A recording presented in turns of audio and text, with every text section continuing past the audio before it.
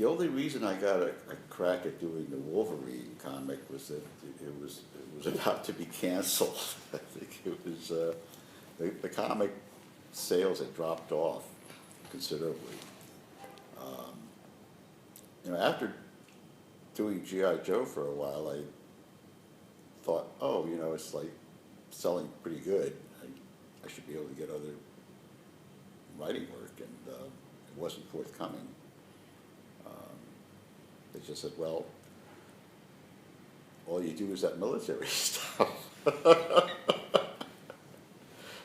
So I got Wolverine to do. It was pretty much tanking, and because of that, they really didn't care what I did with it.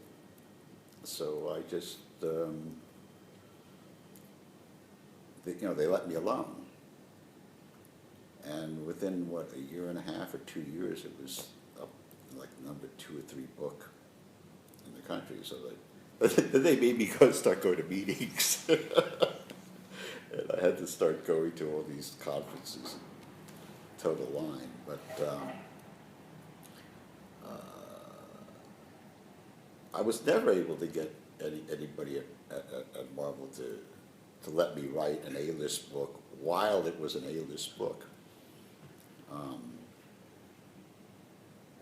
You know, I had the stigma of the toy guy. You know, it's like, oh, the only reason that, you know, the thing was selling was because it had a toy backing. I said, well, yeah, but you had all these other toy books that never sold bupkis. I think I started with number 31, but there's various the problem is that there's been something like 12 or 15 editions. Okay, so it's number 31 of that particular edition. When I took over Wolverine,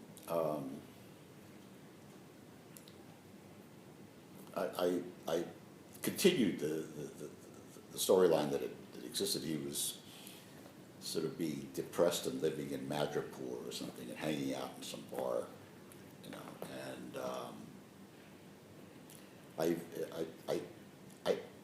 in the course of like maybe 3 or 4 issues, I got him out of that environment and back, you know, into the States and back at the X-Mansion, you know, all these things.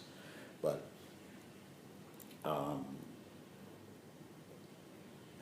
you know, the problem with a lot of characters in the Marvel and DC universe is that there's so much stuff on every character, and you know, there's certain people that think of it all as being canon. You know, and if you think of it all as being canon, it's like, you know, that if you know, it's like taking all the Apocrypha and, like, you know, saying it's all really the Bible. It's just it just can't work, you know. So I knew nothing about Wolverine when I took over the book. So I went to the X-Men office and I got the assistant editor and 2 of the you know, the fanboy interns. I said, oh, I'll take you guys to lunch, you know. And we went to the Abbey Tavern and I spent 2 hours grilling them. Well, what do you like about Wolverine? What don't you like about Wolverine? You know, what's the best Wolverine story you ever read? You know, who's the best Wolverine writers? And so I took notes, and you know, I read the stuff that they liked, you know, and I sort of agreed with them. You know, I said, well, you know, the Chris Claremont stuff and the Frank Miller stuff and the Barry Windsor Smith stuff was the best, and that's who I'm going with, and everybody else, forget about it. So I had a very sort of, you know, limited canon to work with. But I thought, well, this is the best stuff. So, you know, let's boil it down. And that's the way I approached it. And then I really tried to focus in on who the character was and what motivated him, and his internal logic, and most importantly his internal ethos. What makes him tick as an ethical person, and why that really makes the character work. It's not, oh, it's not the claws, it's not the regeneration factor. It's the fact that, like, he's got a lot in common with Snake Eyes. He's the guy that, if you're really in bad trouble, this is the guy that's going to come and get you out, and nothing's going to stop him.